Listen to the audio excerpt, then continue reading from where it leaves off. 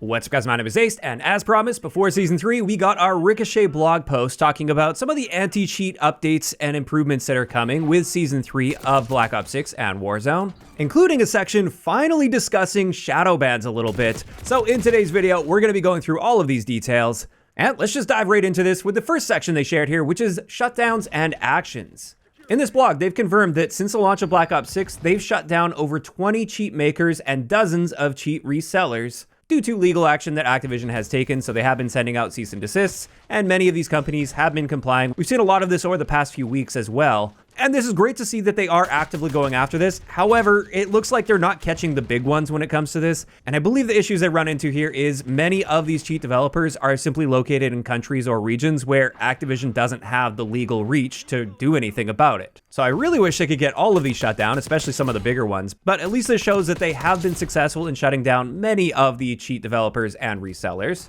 On top of that, since the launch of Black Ops 6, they've banned 228,000 accounts, and they stated they removed 23% of cheaters before they even played their first match. They also mentioned there's always more they can do to get better in both speed and efficiency. Then for the next section, they basically just confirmed they're launching brand new systems in Season 3 for anti-cheat, but for security reasons, they're not going to be giving away too many details on that, because then the cheat developers can use that information to bypass these even sooner. However, they did mention they will be publishing another Ricochet progress update within the release window of Season 3 to show the results of these new systems that are being put in place. They also mentioned several of the current systems will be seeing big updates this season as well, including their aimbot detections and machine learning system that analyzes game replays to identify suspicious gameplay, but then it's humans that are doing the enforcement, so it's not just going to auto-ban, it does require human enforcement. Next up, one really interesting thing that's coming that was actually revealed a couple days ago, but I haven't talked about yet. What they pointed out here is they've noticed many of the cheat reports that they've been seeing have actually been inaccurate reports. And they also mentioned over 60% of cheat reports have been against console players. And they did confirm in this, while console cheating is possible, their data has consistently shown that they represent an extremely low population of detected cheaters when compared to PC, which means that a large volume of these reports are inaccurate. And this is often due to the fact that people aren't understanding that players had certain perks or streaks active, and therefore to help resolve this with Season 3, at least on the Warzone side of things, I'm hoping we see this on multiplayer as well, but so far I've only seen this for Warzone. In the kill cam, they're adding extra information, and they're going to be showing what you were affected by when you got killed. So not only are we still going to be getting that list of attackers who dealt damage to you with their username, the weapon they were using, and how much damage they dealt and how many hits, it will also be telling you if you were affected by a live ping, it will tell you if you were visible to a UAV that an enemy had, and it will also tell you if you were affected by an unsuppressed weapon. So if you were firing your gun without a suppressor and your position was revealed, it will also let you know that that was the case. And I do think this is a nice step forward. I know there's a lot of players out there that just don't understand the complexities of the game and how there are many different ways that players can know your position, even in real time if they can't see you. And the more information we get, the better. It's always nice to have that little bit of information. If you were ever confused about a death, it's nice to have that clarified for you. And then if it isn't clarified and you're still suspicious, then absolutely report away. Now with this feature, they also mentioned that it's going to be seeing updates over time, including even more gameplay elements like equipment, kill streaks, field upgrades, contracts, perks, and more. As for the next section, this is limited matchmaking or Shadowbans. They're finally acknowledging this publicly and talking about it, I believe, for the first time ever. And this has been one of the biggest complaints when it comes to how they're handling anti-cheat is people that are falsely shadow banned, which means they haven't been confirmed to be cheating, but something is suspicious about them, so they're put in a limited matchmaking state where they can only play against other people that are in this same limited matchmaking state. And this is designed to quarantine suspicious players, so if they are cheating but haven't been confirmed yet, they're at least not ruining the experience for everybody in the standard matchmaking. And they did mention limited matchmaking is a necessary part of the system. And I do think the fact that when you do end up shadow banned, you end up against a ton of cheaters in your lobbies that are also shadow banned, that does confirm the fact that this system is working in the sense that it is quarantining actual cheaters from the standard matchmaking while they're under review. But unfortunately with this system, it does seem to come with quite a few false positives. And people get shadow banned when they're not cheating, and that's confirmed when they're cleared of the shadow ban. And the worst part about this is many times people end up in a shadow ban loop. So once they're cleared of a shadow ban, so the system determined that they weren't cheating, it doesn't take them long after getting back in the regular matchmaking to be just immediately shadow banned again, and they end up in this steady loop.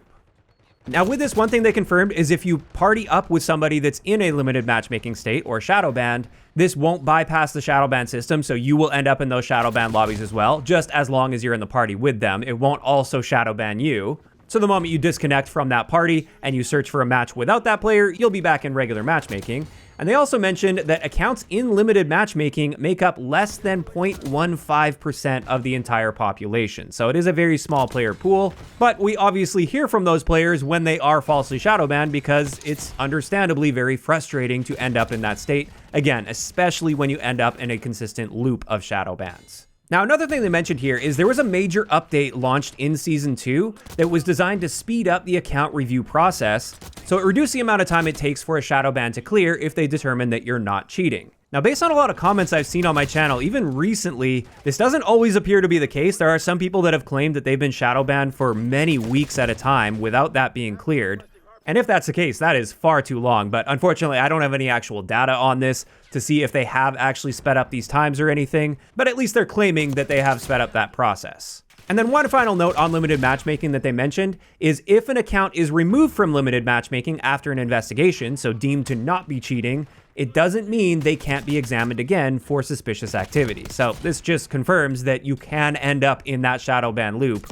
And that's the area where I feel like the system needs the most work. If you get falsely shadowbanned once and they clear you of cheating within a reasonable time and you get unshadowbanned, that's something that I can live with, assuming the system is actually effective at also quarantining real cheaters, which it appears to be. But my biggest problem with it is ending up in that shadowban loop, and I do feel there should be something done with like a trust score, for instance. If you get cleared of a shadowban, that should perhaps increase your trust score and at least make it less likely that you're going to get shadowbanned after that. Now, obviously, that comes with the issue of cheaters figuring this out and then finding a way to exploit that.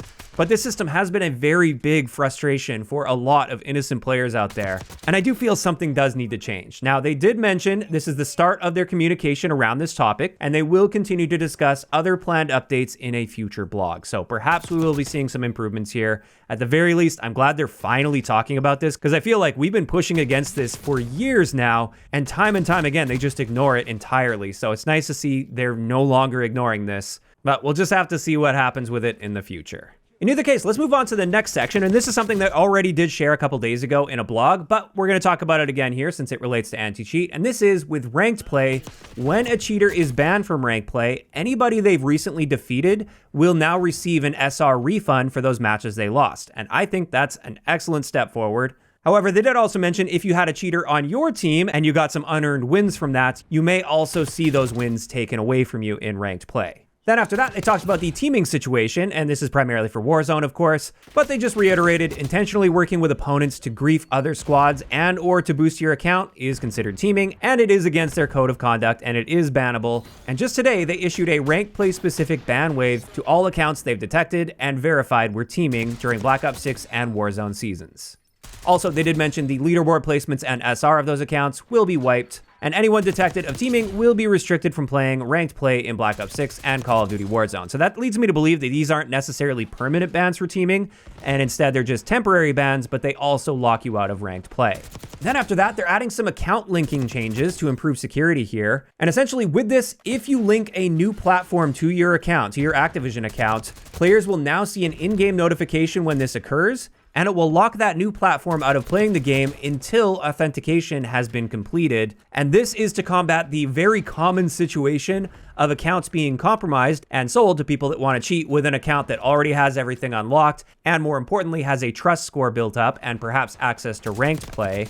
This is designed to target that and make it at least a lot more difficult for that to take place, since they will require verification. And they also reiterated here, and I want to reiterate this as well, if you guys haven't turned on two-factor authentication on your Activision account, I highly encourage you to do that, because it's one of the best things you can do to protect your account from something like this happening. And there we go, that wraps it up for the main meat of this blog. However, there was a brief FAQ section here, and essentially they just reiterated the fact that spam reports, so one account just reporting somebody over and over and over again, doesn't do anything special. It still just counts as one report, and if you do that, it's actually against their code of conduct, and this may reduce the trust that they have in future reports from your account. They also mentioned if there's ever a false positive with anti-cheat that they detect, they will roll back any action that's been taken against that account. And then finally, they just mentioned with leaderboards, Generally speaking, they purge the leaderboards of cheaters the moment that cheater is detected and banned. However, sometimes there may be a delay based on the timing alongside other updates. And there we go. That's finally going to wrap it up for the Ricochet anti-cheat blog that we got today.